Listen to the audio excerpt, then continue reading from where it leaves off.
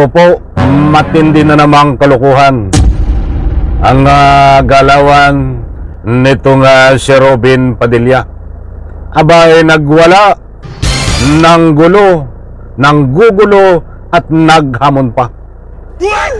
Alright, welcome back to my YouTube channel. I'm Andy's Vlog.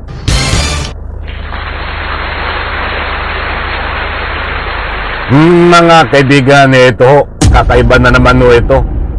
Usapang parang lasing ba ito? Hindi naman ito magagawa ng matitinong tao. Bakit ganito ang galawan, mga aksyon ni Robin Padilla? Nanggugulo, naghamon, nagwala, nananakot, nandun na lahat eh. I-like muna natin ang video na ito kung nagustuhan nyo po. Please subscribe my YouTube channel. Nako, magugulat kayo. At siyempre yung iba ay may inis, magagalit. Mantakin mo ho. Dapat ito ay senador na gumagawa ng batas. Hindi po senador na pasaway. Pasaway ito eh. Gawa ito ng mga siraulo eh. Mga kaibigan, huwag nyo pong kaligtaan panoorin ang ibabagi ko po sa inyo. Sapagkat muli ho, hindi ito ang una at alam ko hindi rin ito ang huli na gagawin na kalukuhan ni Robin Padilla habang siya po ay senador. Si Bato pinapasweldo ng taong bayan para magtago. Ayan po ang nangyayari talaga. Sa maniwala ko at siya hindi. Ba't ito naman si Robin Padilla pinapasweldo ng taong bayan sa pamamagitan ng tax sa kanyang kalukuhan? Di po ba? Maliwanag na kalukuhan ang kanyang mga ginagawa. Hindi tayo nagpapakalat ng anumang fake news dito, sapagkat pangitan naman sa galawan ni Robin Padilla. At siyempre ito pa ang mas matindi, latest update na ginawa niya ang kalukuhan, meron po tayong kakulang resibo. Ito mga kaibigan, shoutout po sa lahat. Kapag mayroon po kayong pagkakataon, samahan niyo po ako na panoorin, pakinggan ang ibabahagi ko po sa inyo. Siyempre pagkatapos niyong mapanood, any reaction sa video na ito, karapatan niyo magbigay ng anumang public opinion. Eto na, mga kaibigan. Nako, salamat to sa lahat ng sumusuporta. Solid supporters, bashers man o hindi, salamat sa inyo sa pagtangkilik sa aking YouTube channel na maliit pa. Eto na, ito ay buhat sa News 5. Shoutout News 5. Ipa-flash ko diyan sa screen. Mga kaibigan, ang larawan ni Robin Padilla. Ano po ang nasasaad? Babasahin ko ho. At pagkatapos kong basahin ito, ay meron pa ho tayong matindi na kasunod na resibo para basahin po sa inyo.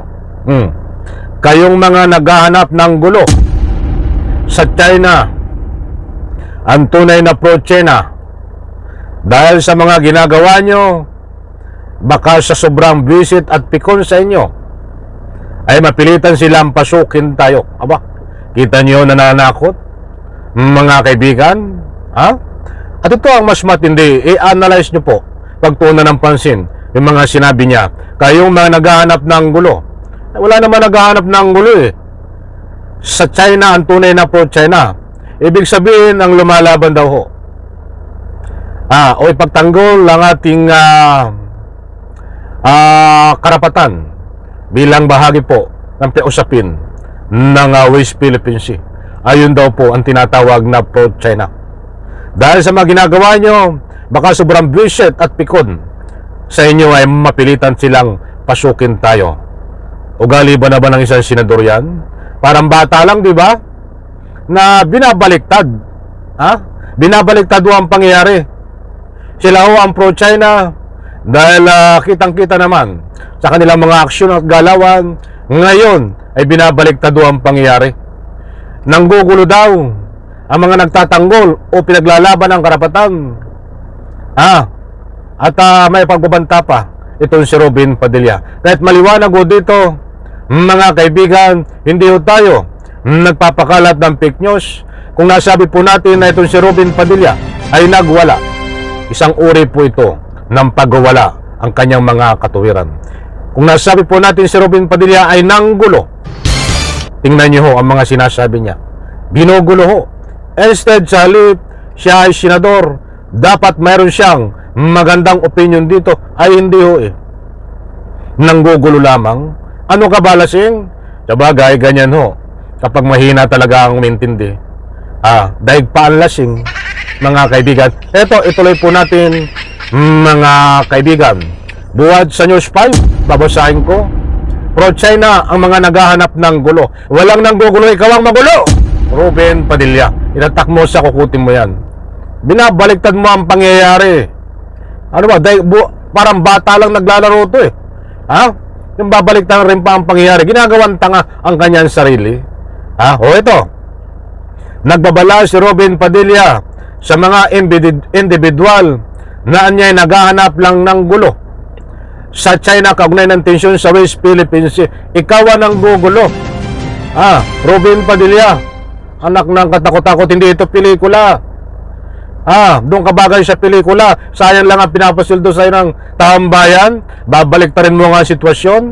Ang gusto mong palabasin, ikaw ay hindi pro-China, at ang mga taong matitino na nagtatanggol ng karapatan ay tinatawag mong pro-China. Bulok ang iyong nalabas sa bunganga basura. Ginit ni Padilla ang mga nagpapainit daw ng gulo sa pagitan ng Pilipinas at China, ang maituring na pro-China. Anak ng katakot-takot, kita nyo, binabaliktad ang pangyayari.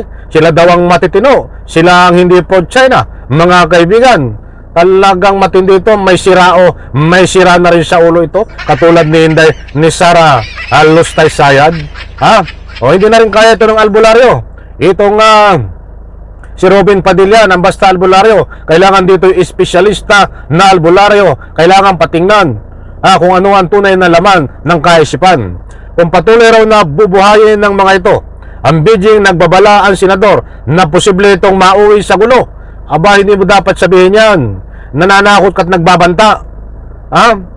Isa si Padilla sa bumabatikos kamakailan sa pangharas ng China sa mga barko ng Pilipinas sa West Philippine Sea. Kinwestiyon niya rin ang hindi raw pagbili ng Philippine Coast Guard ng mas malakas na equipment para gumanti. Igaganti daw. At hindi raw nagmumukhang kamukha tayo lagi ng simpatiya. Anak ng katakot-takot. Alam mo ang katuwiran mo, Robin Padilla. Mabuti pa ang katuwiran ng taong lasing kisa sa iyo. Walang kapupulutan sa iyo o kapakipakinabang ang Republika ng Pilipinas. In one word, sayang lang ang pinapasweldo sa iyo ng taong bayan. Hindi ka bagay dyan sa Senado. Muli, mga kaibigan, nandiyan po, ipinaliwanag ko po sa iyo, Robin Padilla. Nagwala, nananakot, nanggugulo, lumalaban, at lahat ng mga kalukuhan ay ginagawa ho. Yan ho, nababase tayo sa binahagi ko po sa inyo. Nabitin na naman ako, kinulang po tayo sa oras, and reaction sa like ko sa video na ito, babae, palapakan.